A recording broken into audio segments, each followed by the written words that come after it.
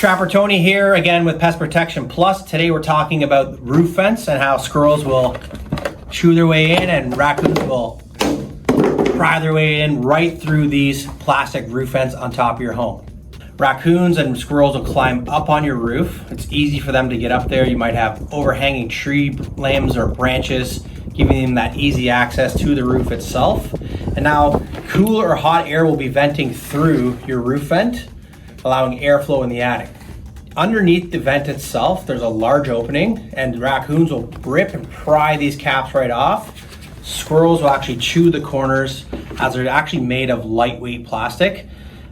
Inside, once they're in there, they have access to the insulation. It's nice and warm up there so they can have their offspring. It's secure from predators, people. It basically offers the ultimate protection and the ultimate home for these animals. Again, they're installed underneath the shingles. They are vented, allowing airflow through and preventing water from entering. But if we open up this roof vent itself,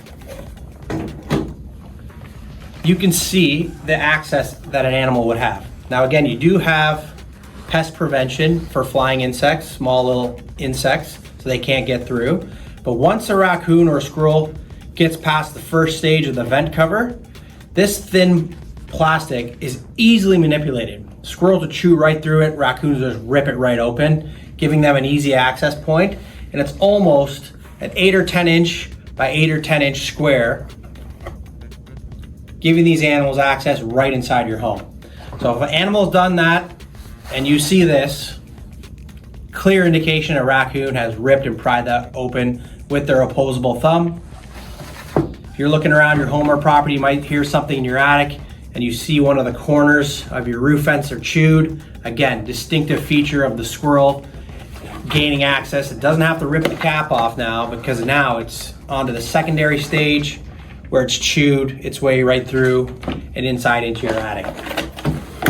Once the animals are in through the vent, they'll climb down the rafters, get right into the insulation. As you heat your home, heat will rise. It'll hit the surface or the ceiling of your roof. You'll have your insulation on top. So when that heat hits the insulation, that animal will burrow through the insulation, making itself a nice warm location for it to nest, sleep, or stay risk-free. In order to exclude these animals, and in regards to the roof vent themselves, we install galvanized steel roof vent covers. Now this is 14 gauge steel. Raccoons can't rip or pry, squirrels can't chew or break through this mesh whatsoever. We'll put those over vents that aren't tampered with, such as this one. Secure to the roof, screws, washers, and anti-leak application as well. We'll put leak seal on top of those, on top of that hardware also. Now, if we're focusing on the vent in question here, again, we're gonna secure it, and we'll use the aid of a one-way door. And again, here we're dealing with squirrels.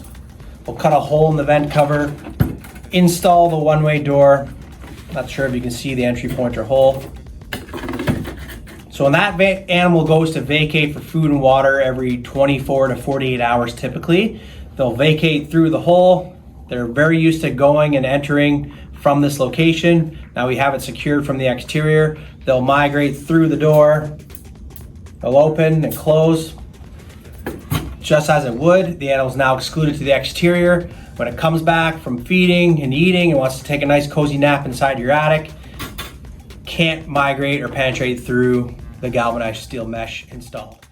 And just to recap, we talked about the raccoons, how they can pry their way into the home through the roof vent. Squirrels will chew or gain access as well. Prevention measures such as the galvanized steel mesh cover, the exclusion devices such as the one-way door. I hope you find this video useful. Review the description below to recap on the vent itself, the covers, the exclusion tools, and the animals themselves and how they gain entry into your home or attic.